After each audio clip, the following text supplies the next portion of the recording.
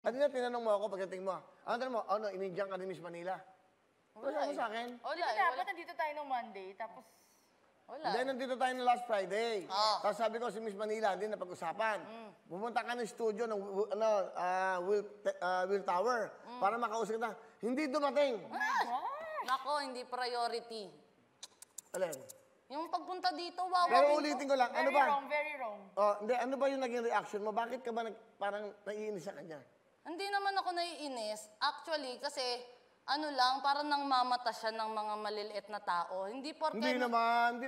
Yung word mo, pinipiliin mo, yung iba yung namamata. Baka maaaring sina-challenge ka lang niya. Oh, baka. Oh, di ba? Siguro. Maganda ba siya? Sakto lang. Feeling ko, mas maganda ako eh. Feeling ko lang ha. Wala bang supporters dyan? Feeling ko mas maganda Hindi ako. ko pa kasi nakikita si Miss Manila. Ano pangalan? Alex. Alex, yan. Alexandra. Tatawagan ko hipon kasi maganda to. Kasi alam niyo, maganda eh. Medyo nagkaroon sila ng kumbaga misunderstanding ni hipon. Pero may pinaligan yata sa ba kayo nakita? Sa may front row shoot ng Billboard daw. Kasama ka sa billboard? Oo, ako na extra front row? Front row, ano yung sa inyo? Thank you, Sir Ares. Derek Lahat, Ares. welcome. Miss Manila, tawagan ko lang ho. Magsensya na kami. Tatawag ako ngayon. Ang bibigay ko, doblehin ko na ngayon. Tatigdagan natin. Dalawang papas ko. Tatawagan ko lang to si Miss Manila. Huwag kang mag-comment. Alam mo, dapat dyan, poise ka lang. Dapat dyan, relax ka lang. Ako, relax lang ako, Will. Pero nakapasok siya sa Miss Universe. Pumasok pa siya sa top 10? Hindi. Ay, hindi. Hindi siya pumasok. Hindi pala eh. Ay, nako. Nag-pageant ka din, di ba? Hello? Good afternoon. Hello, andiyan ba si Alex? Yes, ako po ito. Ay, Alex, sorry. Si Willie to, Rebillame, sa Tutok Tuwin. Naka-live ako ngayon. Bakit hindi ka dumating no Monday? Hindi ba nag-usap tayo? Sabi mo, pupunta ka na Monday. Oo nga eh. Sorry Kuya Will, pero pabalik ako. Hindi ako makapagsalita. Ano? Nasa shoot ulit ako. Ano ba yan? Sorry, lagi na lang ako nasa shoot, pero I swear, hipon, magkikita tayo. Ay, ibig mo And sabihin, pag nagkita... lagi ka At pag nagsishoot ng nagkita tayo... Hindi naman, sakto lang. ganon. Kasi may... Ano ba yung ginawa mo kay Hipon? Bakit ba? Bakit parang nag-open siya, umiyak pa siya? Hindi ko alam. Ano ba yung nangyari sa inyo? Hindi ko alam. Actually, alam mo, Kuya Will, yung ginagawa ni Hipon na yun, nangihingi siya ng simpatya sa ibang tao. Nako. Sinisiraan niya ako. Ang galing mambaliktad. Ano ibig mo sabihin? Ang dami niyang sinasabi tungkol sa akin, pero ako mismo hindi ko alam kung ano yung mga yan.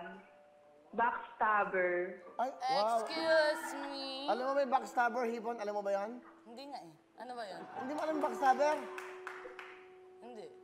Ay ano, traitor. Yun, parang gano'n. Parang nananaksa ka doon ng nakatalikod. Actually, Will, hindi ko gagawin yun dahil hindi naman kami close.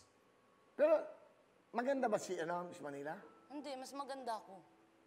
Sobra ka naman, nakita mo na ba? Oo, nakita ko. Ano yung Hindi. tsura? Normal na tao lang, pero mas maganda yung kalooban ko kaysa sa kanya. Sobra ka naman. Ano ba gusto mo sabihin kay Hipon? Hipon, alam mo, pupunta ako dyan sa studio and make sure pag nandyan ako, lahat yan sasabihin mo sa harapan ko, ha? Oo. Wala akong ibabawas, wala Hindi akong yung puro idadagdag. kasabong sa harap ni Kuya Will, sa harap ng buong mundo.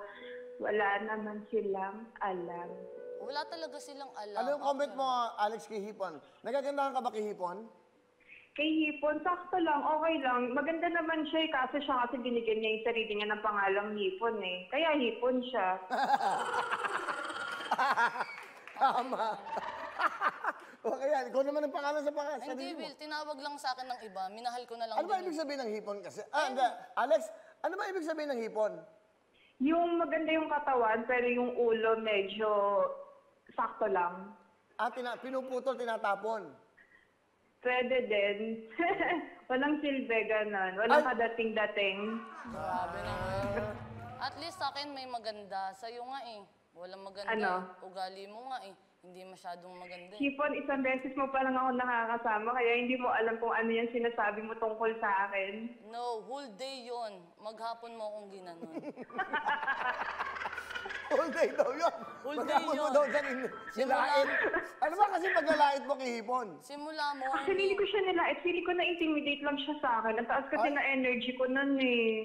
Ano yun? Ay, mas mas mataas yung energy ko, kaya nga sinabi niya, dapat social lang tayo, hindi pang squatter, dapat pang rebel. Mga ganun siya. Ganun siya. Parang, syempre O, sa di ba akin, mas magandang tignan? O, pakita mo ngayon sa TV kung ano yung sinayaw mo nung nakaraan. ganito yung sinayaw ko, di ba?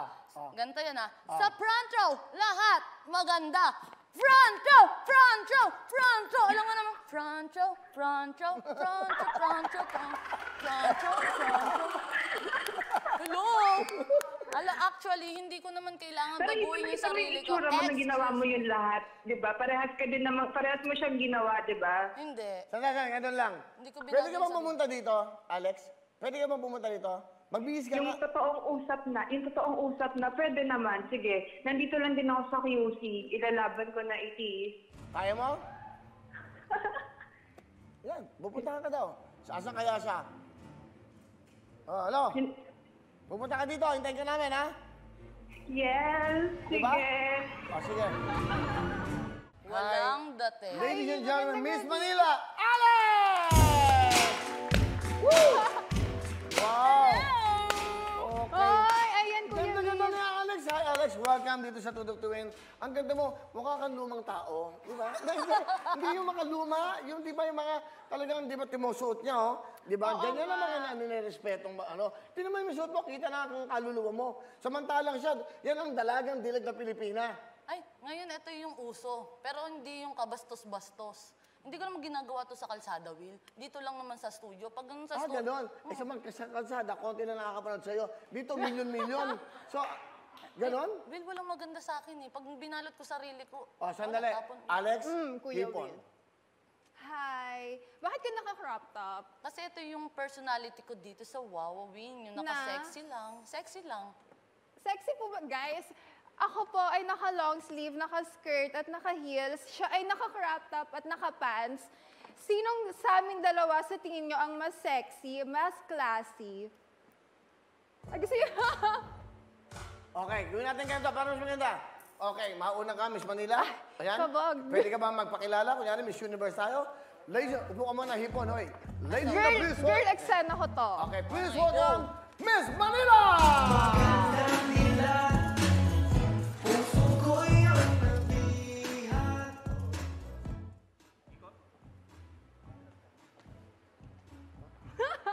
Ayan, I'm Alexandra Abdon. Hello everyone. Babatiin ko na din kayo mga kapuso. Ayan, sobrang daming camera. Hello mga kapuso, ako po si Alexandra Abdon ng inyong Miss Universe Philippines Manila 2020. Hindi ko nasasabing etnab. Meron kasi akong kasamang lahat napapansin niyo sinasabi ko. Nandun siya sa likod. Ang pangalan niya ay Hipon. Ako po, again, Miss Universe Philippines Manila 2020. Saying time, Miss Manila. What do you say? Ano ang saying mo? Ano yung motto? Motto ko, actually, ang daming camera. Ayan. Yung motto ko sa buhay, specifically, is to be happy. Ayun lang. Ayoko ng stress, ayoko ng drama. So, yung drama ni Hipon, pag-uusapan namin ngayon. Ha! Tingnan natin Hipon kasi, oh my God, kinakausap ko siya yung itsura niya, guys. Grabe. It's okay. Yung ginagawa ni Hipon, yung actions niya, nagre-reflect sa kanya, hindi sa akin. So, Okay, thank you very much, Miss Manila. Now, it's your turn. Okay, pakilala. Up. Hindi, iba music niya. Hindi siya Miss Universe. Miss Kalentong to Okay.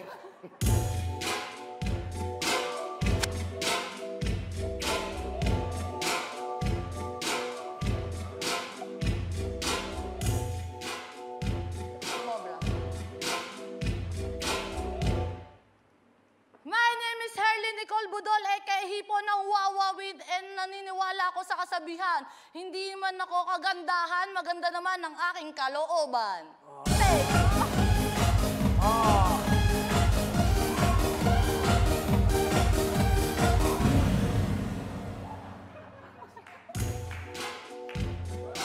Alright, thank you very much. Okay, magkakaroon. ang lamig dito, Ano, Kuya ano? Will. Ha? Medyo malamig.